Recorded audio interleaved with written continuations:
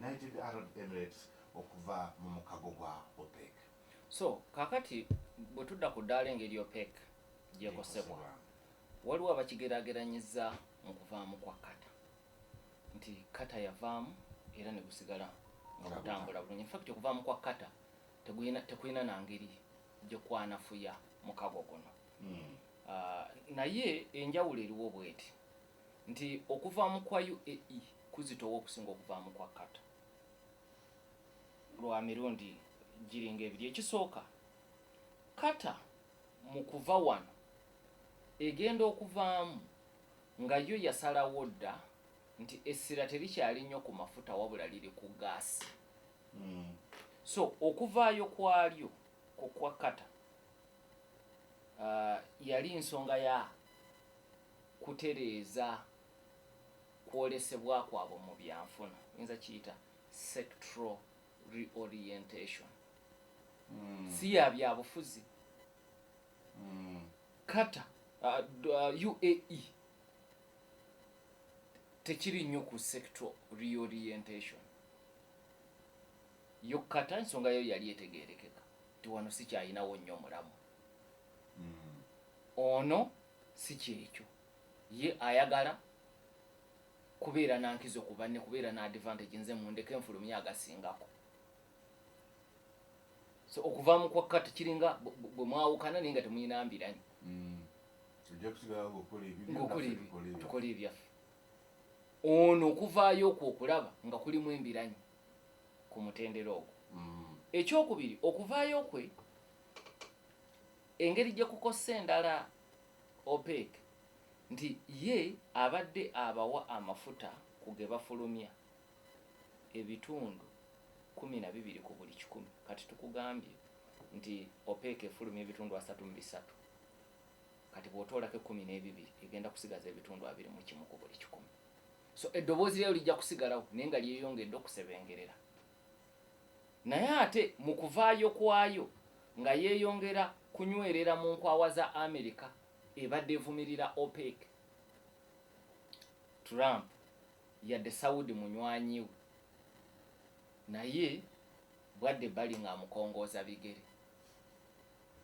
Naddala jjukira wano Saudi Arabia mu lutalo lwa Russia Ukraine y'omu ku abaali baga nti kyekiseera naffe amafuta tugatunde nga tetugatunda mu $. Saudi Arabia yeyogera ebyo. Kati America ekozesa UAE okusasula Saudi Arabia. Ne wobadde weewaanira kati okendedde okyali wange naye kankusomese ng'omwana bw'omukubamu obuswanyi naye ng'okuba owumbawumba. Kati America efunamu nnyo mu kino UAE kye yakoze.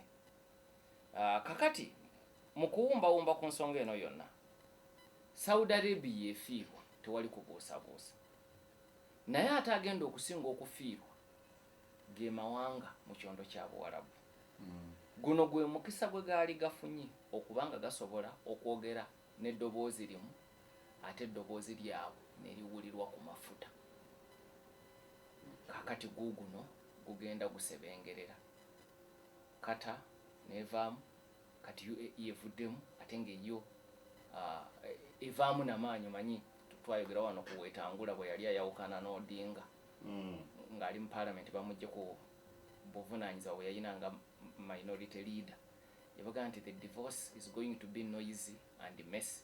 Tugenda kwawukana naye okwawukana kuno n'obuziina tujja kubulaga mu lwatu.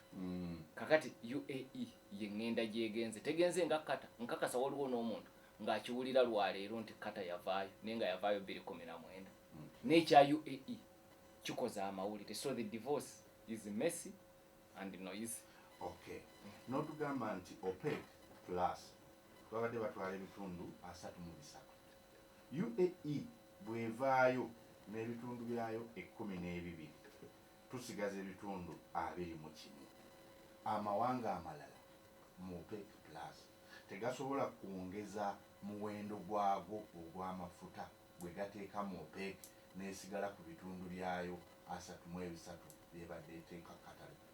Anti ku katale kwe bagateeka era kwe bagenda okusanga n'aga UAE kati agali agenda okuweza miliyoni barrels 5 buli lwe gayitirira tuba tujja gagula muki mudibo kyekigambo kyenakozeseza so toyongera togabuga nti kati ng'oli bwavuddewo bemuguza tusigala ffe bebamu kuba oli avuddewo ate naye asigadde era agenda gatunda okay ate ng'agenda nakutunda nagali ge mubadde mumuteekako obukwakulizo so eyo si solution okay nga sedagenda mukiddako lwaliita nemeddeko ekibuzo akakiweereza emirundi nga 6 mwami Mpinga mbuliza Dr. Kazibe nti ne America egula ebyokulwanyisa okuva ebweru waayo mbadde manyi nti ebyayo 100 ebyekolera kati simanyi ekyo gyakijja nze ngambye America esaasaanya ensimbi mu kugulwa ebyokulwanyisa so nagambako nti ebiguze bweru era amakampuni agagiguza ge ga Lockheed Martin makampuni g'Abamerika bwoya n'olwekyo simanyi kimutabuddaawo Kaiwa yabuuza okuva kwa UAE mu OPEC kitegeeza amafuta ganakka ku bbeeyi tegasobola kukka kati kubanga amafuta gano ge twogerako gayina kuyita mu kagolomolo ka Hormuz akaggali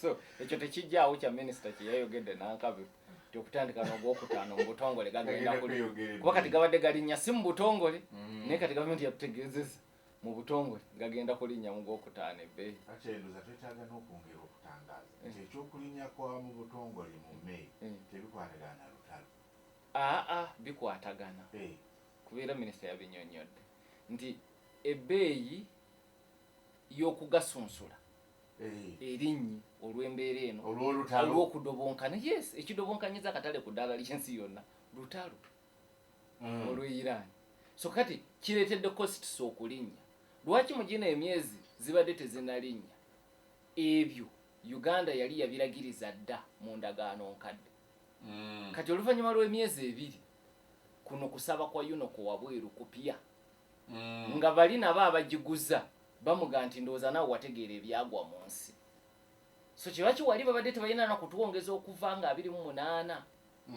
kuba byonna ebikwata kwago n'okujja kwago tebiyina ngeri gye bikoseddwa lutalo luno naye okuva wano okudda mu maaso n'amafuta gagenda okujja wano nga gakoseddwa ku katale k'ensi yonna so lwaki ne UNOCO egamba May 1 naffe katulinnyise ku bbeeyi kwe tuguliza amakampuni agabaguza amafuta mu Uganda lero tunatuuka ku minisita Kasaije ng'ate naye yayogeddeko bwe kiri ng'omusanvu naye awo olutalo luyinza okuba luwedde bino bijja kunyuma okay tugendeko